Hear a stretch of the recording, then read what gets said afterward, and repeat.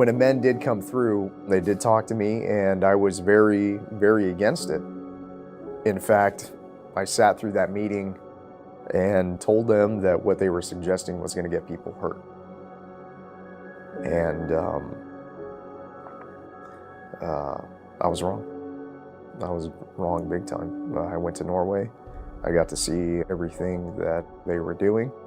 And it wasn't until I got to meet Oregon and California and talk to them about what they were doing that it started changing my perception about what it is we can do with these guys.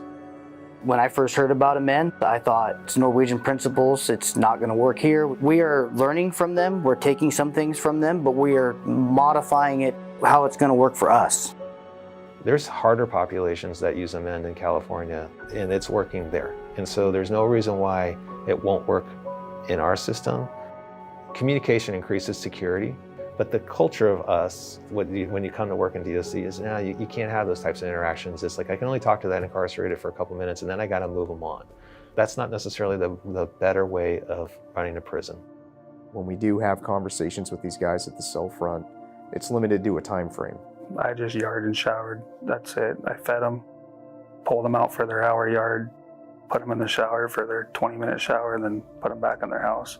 Very little interaction. And now, this time frame that we've been given is unlimited. We can spend 2 hours, we can spend 4 hours.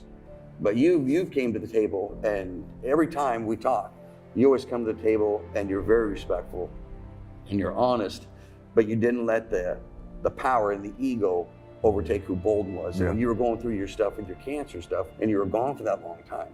You know, we always asked, how's Bolden doing? And then we saw you come back, and it was like, he's back. Yeah. He's like, he's doing good.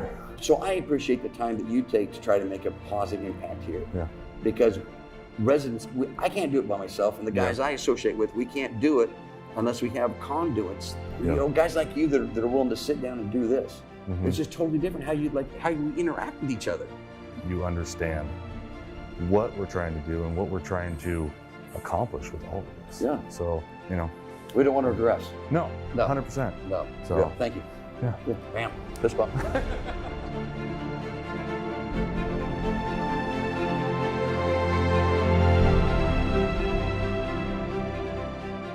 The whole idea with amend is just to have positive interactions with the incarcerated, respectfully, and how we would anybody else, and in return we get that back.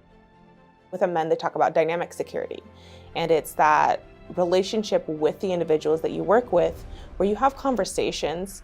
They're personal but not private, and it helps you gauge where people are at and what's going on in your unit and what's going on in your surroundings. I was working in a housing unit. There were some tensions in the unit, and there's a incarcerated individual in there that I had a decent rapport with, and he said, I just want to let you know, Graham, that if something happens in here, I'll make sure that you make it out of here. So that's what dynamic security is. A resource team is a group of individuals who are working to change correctional culture, and our goal is to ensure that successful transitions occur so we can reduce the amount of recidivism within the prison system.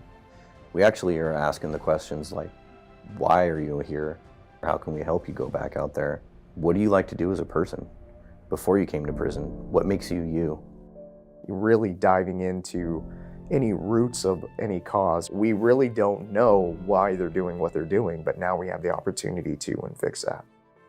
I get to come out for a couple hours and play games. And not only that, I get help from the officers. They bring me stuff for jobs and housing for when I get out. Having officers care like these guys do, it helps a lot with mental stability. And some guards might think of inmates as just a nobody or whatever. I'd encourage them to talk to the inmates and actually get to know them like these officers have done for me. We're not all here trying to just be bad people, you know, we're trying to change our lives. Some of us actually, I just want to do better. And it gives me another view of the officers.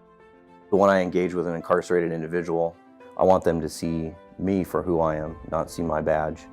And in turn, I want staff members to see them for who they are as a human and not just another guy in a set of coveralls. Because the one thing that we all have in common is humanity. We are all human, and we all want more humanity in our lives. it's worth its salt. It's such a cool concept and idea, and it's not only going to make our lives better and decrease the stress that we feel on a day-to-day basis, but it's going to give a little bit more purpose to the job that we do. They teach you so much. They expose you to so much, and it just got me really more excited to do the job that we do. I'd appreciate it if you guys, open up this program everywhere, and mates would love it. I'm pretty sure the ones that are incarcerated in the hole that think they got nobody, it's a good program. I get asked too, sometimes by staff, do I believe in it? Like doing the program? And I absolutely believe in the program because I can see the benefit of what I do.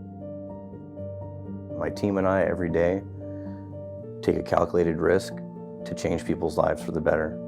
We work with dangerous people, and we're putting ourselves out there to improve their lives, to improve their families' lives, to improve the relationships that they're going to have with their mothers, their fathers, their children, their grandparents.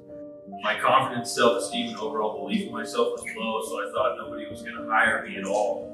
All I could see was all my flaws. I could see the value that I brought to the world.